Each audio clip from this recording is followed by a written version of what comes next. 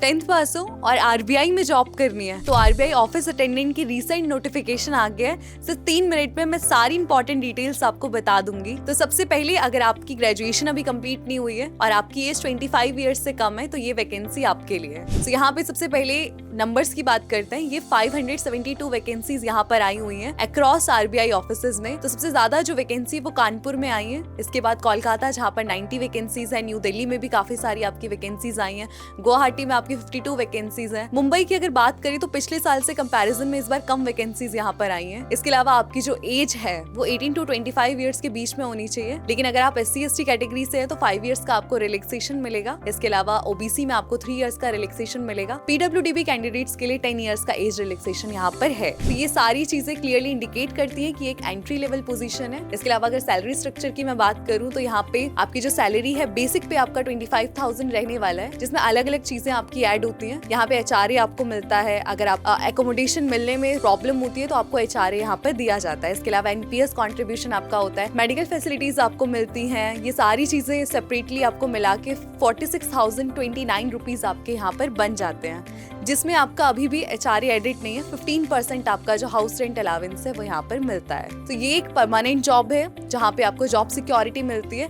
Basically यहाँ पे आपके प्रमोशंस भी होते हैं। सो अब बता देती हूँ मैं आपको कि नेचर ऑफ वर्क आपका क्या रहने वाला है। सो ये क्लास 4 की जॉब है। सो यहाँ पे आपको ऑफिसेज में फाइल ले जाना, रिकॉर्ड्स को मेंटेन करना, बेसिक ऑफिस सपोर्ट वर्क आपको यहाँ पे करना होता है। तो अगर आप फाइनेंशियली स्टेबल नहीं हो और अभी आप प्रिपरेशन कर रहे हो तो आपके लिए एक बहुत डिसेंट अपॉर्चुनिटी यहाँ पर हो सकती है, क्योंकि यहाँ पे ऑफिस टाइमिंग्स भी आपकी लिमिटेड है।